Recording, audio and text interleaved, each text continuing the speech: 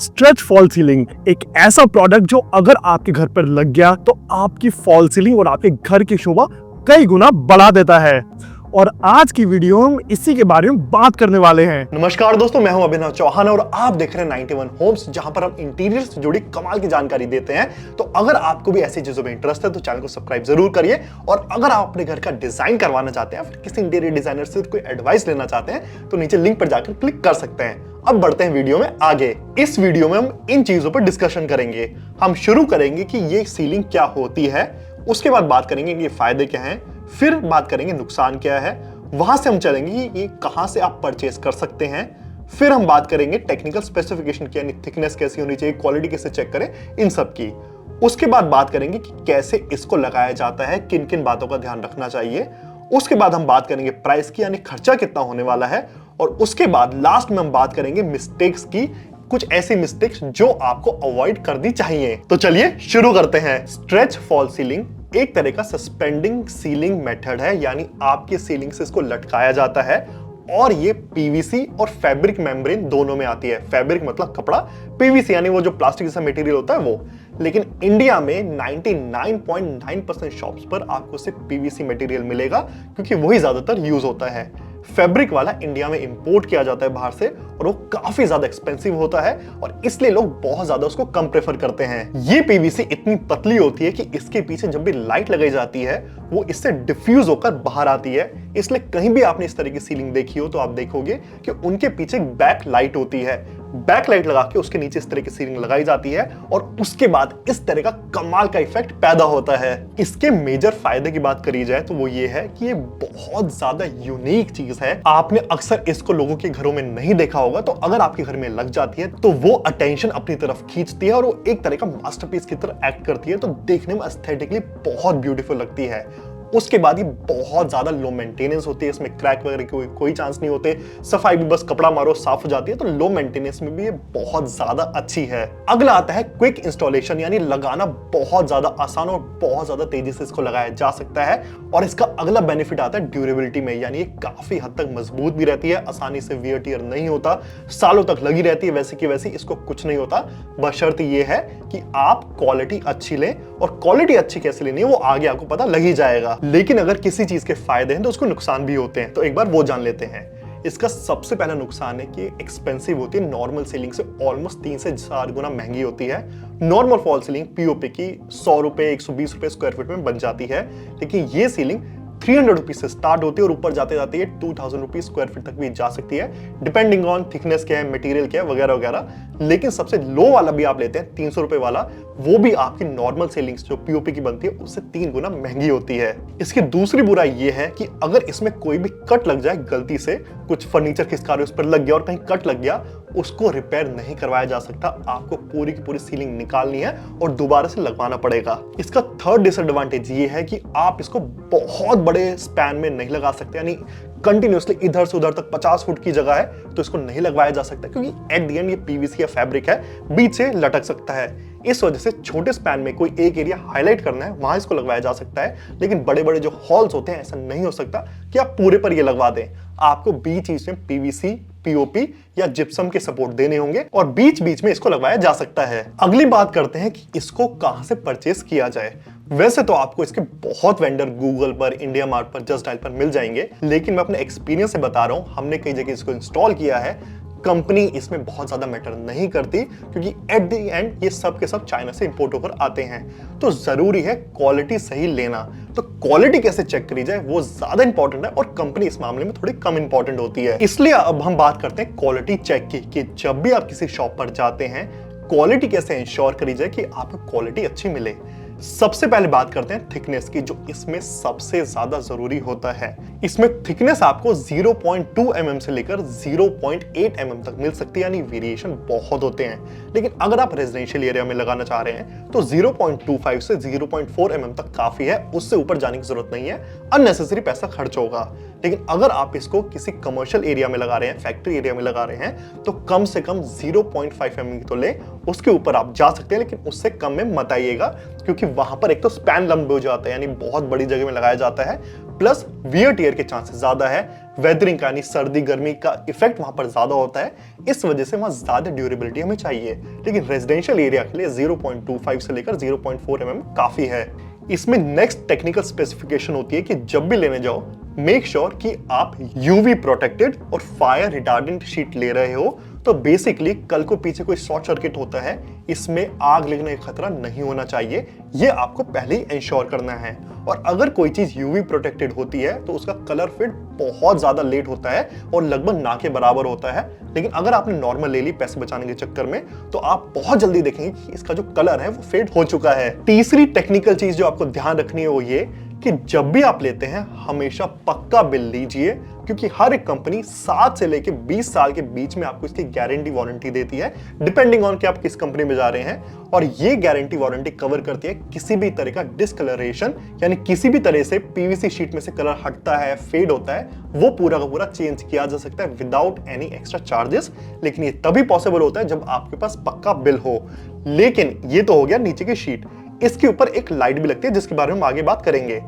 उस लाइट को जब भी आप लेने जाते हैं वहां पर आपको जो कंपनी वारंटी देती है, फॉर एग्जांपल आप हेवेल्स की लाइट लेते हैं तो हेवेल्स स्टैंडर्ड 1 साल का गारंटी वारंटी आपको देती है। लाइट के जो भी वारंटी होगी वो सीधे कंपनी से मिलेगी, और पीवीसी शीट की जो भी वारंटी होगी वो सीधे जहां से आपने परचेज किया है वहां से आपको मिलेगी। नेक्स्ट बात करते हैं टेक्निकल स्पेसिफिकेशन में लाइट की। आपको मैंने पहले बताया था कि नीचे शीट लगती है और उसके ऊपर एक लाइट लगाई जाती है। ये लाइट अच्छी कंपनी की होना बेहद बेहद बेहद जरूरी है। ये अगर खराब हो गई तो आपकी जो शीट है वो ऐसा लगा कोई वॉलपेपर है, तो बिना लाइट की शीट का कोई महत्व नहीं है, देखने में अच्छी नहीं लगती। और अगर वो खराब हो गई तो इस शीट को निकालना, लाइट को चेंज करना अपने आप में एक अलग खर्चा होता है। इस वजह से आपको सिर्फ और सिर्फ अच्छी कंपनीज में जाना है। मेरी मानिए तो आप सैमसंग में जा सकते हैं। आई नो सैमसंग का नाम लोगों ने नहीं सुना लाइट की मार्केट में, लेकिन है। मॉड्यूल लाइट्स आपको लेनी है तो बेसिकली जब ऊपर लाइट लगाने की बारी आती है तो 2 ऑप्शन होते हैं, इस तरह की एलईडी स्ट्रिप लाइट आप लगा सकते हैं या फिर आप मॉड्यूल लाइट ले सकते हैं। मेरी मानिए तो आप सैमसंग की मॉड्यूल लाइट लीजिए, बहुत लंबी लाइफ होती है। जितने भी आपको दुकानों पर बैनर्स वगैरह दिखते हैं, जितने भी बिलबोर्ड्स दिखते हैं, उनके पीछे जो लाइट लगती है वो यही वाली लगती है, तो यही आपको लेनी है।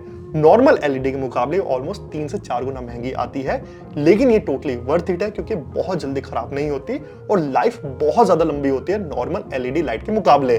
चलिए अब आपको टेक्निकल स्पेसिफिकेशन पता लग गई, आपको कंपनी से पता चल गई, आप दुकान तो खुद ही ढूंढ ही लेंगे। अब आप सीलिंग को घर पर लेकर आ गए। अब बात करते हैं कि इसको लगाने के दौरान क्या क्या चीजों का ध्यान रखना चाहिए। सबसे पहला रूल है कि ये सीलिंग आपके लेंटर लेवल से कम 6 इंच नीचे होनी चाहिए, यानी डिस्टेंस कम से कम 6 इंच होना चाहिए। ऐसा इसलिए क्योंकि लेंटर के लेवल पर आप मॉड्यूल लाइट्स लगाएंगे, उसके नीचे आपको 6 इंच का स्पेस देना होगा ताकि लाइट्स ऐसे डिफ्यूज हो पाए। अगर लाइट और इस शीट के बीच में डिस्टेंस बहुत कम हुआ तो नीचे से आपको लाइट की स्ट्रिप साफ साफ दिखने लग जाएंगी और लाइट ठीक से डिफ्यूज नहीं होगी। तो इन दोनों के बीच में 6 इंच का डिस्टेंस तो आपको लेना होगा। इसमें सेकेंड पॉइंट आता है वो ये कि जहां भी आप इसको लगाना चाहते हैं उसके अराउंड आपको इस तरह के प्लाई की पैनलिंग करवानी होगी। ये प्लाई में ही फिट की जा सकती है, नॉर्मल पीओपी या जिप्सम की शीट में फिट नहीं की जा सकती। जैसे ये वीडियो जो आप देख रहे हैं ये हमारे एक रीसेंट प्रोजेक्ट के जहां हमने इसको इंस्टॉल करवाया। इसके लिए सबसे पहले हमने एक वुडन बॉक्स बनवाया। साइड में जो हमने पट्टे लिए लकड़ी के वो लिए 19 mm प्लाई के, और ऊपर की तरफ यानी लेंटर लेयर पर जो लगाया वो लगाया 6 mm की प्लाई का। तो हमें एक वुडन स्ट्रक्चर मिल गया। इसके नीचे इंस्टॉल किया जा सकता है। इंस्टॉल करने से पहले साइड में जो 19 mm के पट्टे घूमे लकड़ी के, उस पर एक एल्युमिनियम के चैनल्स लगाए जाते हैं। सबसे पहले एक बार वो एल्युमिनियम के चैनल लग गए, उसके बाद शीट्स को लिया जाता है और नीचे की तरफ स्ट्रेच करके यानी खींचकर इन चैनल पे फंसा दिया जाता है ताकि वो बीच से बिल्कुल फ्लैट हो जाएं। अब बात करते हैं इनके प्राइस की। इनका प्राइस आपको 300 रुपीज स्क्वायर फीट से लेकर 2000 रुपीज स्क्वायर फीट तक मिल सकता है। इस प्राइस में लेबर, मटेरियल सारा का सारा इंक्लूड होता है। सिर्फ जो लॉजिस्टिक चार्ज होता है यानी लाने ले जाने का खर्चा वो अलग होगा, इसके बीच में फॉल करेगा। अब ये रेंज बहुत ज्यादा बड़ी है क्योंकि थिकनेस में डिफरेंस आ सकता है। 0.2 mm जो सबसे पतली होती है वो 300 रुपीज के आसपास मिल जाएगी, और 0.8 mm जो फैब्रिक में होती है यानी पीवीसी नहीं फैब्रिक में होता है वो 2000 तक भी जा सकती है क्योंकि वो इंपोर्टेड माल होता है।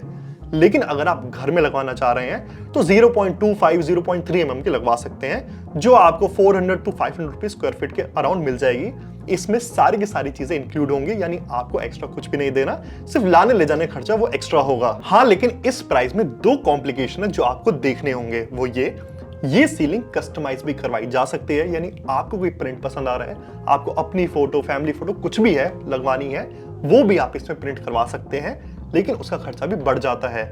जो मैंने प्राइस आपको बताया उसमें लगभग 300 रुपीज प्लस कर लीजिए, वो खर्चा होगा अगर आप कस्टमाइज इसको करवाना चाह रहे हैं। तो ये हो गया पहला कॉम्प्लिकेशन। सेकंड कॉम्प्लिकेशन हो सकता है कि इनका जो एक स्पैन होता है वो 10 फीट लंबा होता है, यानी इसका जो एक रोल आएगा वो 10 फीट लंबा होता है। अगर आपकी सीलिंग उससे ज्यादा बड़ी है, यानी आपको या तो 2 शीटें ज्वाइंट करवानी पड़ेगी, उसमें बीच में ज्वाइंट दिखता है। लेकिन अगर आप बड़ी शीट लेना चाहते हैं, आप चाहते हैं बीच में कोई भी ज्वाइंट ना आए, वो मेड टू ऑर्डर बनती है, यानी आपको ऑर्डर देना पड़ेगा बनवाने से पहले, और ऐसे में आपका खर्चा भी काफी ज्यादा बढ़ सकता है। तो आपको ये चीज शुरू में ही ध्यान रखनी होगी कि जहां भी आप इसको लगवाना चाह रहे हैं, मेक श्योर कि वो 10 फीट से छोटा एरिया हो। ऐसे में आप एक शीट में काम कर देंगे, उससे बड़े में जाएंगे तो आपको मेड टू ऑर्डर करवाना होगा या फिर 2 शीटों को ज्वाइंट करवाना होगा। 2 शीटों को ज्वाइंट तो मत करवाइए, क्योंकि कपड़ा है, बीच में ज्वाइंट दिखता है तो अच्छा नहीं लगता, और अगर मेड टू ऑर्डर में जाते हैं तो खर्चा बहुत बढ़ता है। इस वजह से ये चीज पहले आपको ध्यान रखनी होगी। अब बेसिक आपको सब कुछ पता लग गया। अब मैं आपको बताता हूं कुछ एक मिस्टेक्स जो आप शायद कर सकते हैं, जो हमारे क्लाइंट्स ने करी है, हमने खुद ने भी करी है, जो आपको नहीं करनी है। सबसे पहली मिस्टेक आपको अवॉइड ये करनी है कि आपको कोई भी चीज इन सीलिंग के ऊपर लटकानी नहीं है। काफी लोग ऐसा रिकमेंड करते हैं कि हल्के फुल्के जो लैंप्स होते हैं वो इन पर आराम से क्लिप डाल के लटकाए जा सकते हैं, जैसा फोटोज में देख पा रहे हैं, लेकिन ये चीज सही नहीं होती। उस टाइम तो टिक जाएगा, लेकिन समय के साथ ये नीचे आता जाता है और एक टाइम के बाद इसका जो लेवल है वो अलग हो जाता है, यानी बीच में थोड़ी अनड्यूलेशन आने लगती है। तो बीच में कुछ भी आपको हैंग नहीं करना है। सेकंड मिस्टेक जो आपको अवॉइड करनी है वो ये कि अगर आपका एरिया काफी बड़ा है या कमर्शियल एरिया है, या आप अपने घर के बेसमेंट में इसको लगवा रहे हैं जहां वेंटिलेशन नहीं होता, इसके साथ साथ अंदर की तरफ एक छोटा सा एग्जॉस्ट इंस्टॉल कर दो, और वही एग्जॉस्ट जो आप बाथरूम या किचन में करते हो ना, छोटा सा आता है सीलिंग एग्जॉस्ट 4 इंच का, वो इंस्टॉल कर दो। ऐसा इसलिए क्योंकि इसके अंदर जलती है लाइट्स, और अगर यूसेज बहुत हाई है तो ये गर्म होती रहती है और अंदर काफी गर्मी हो जाती है।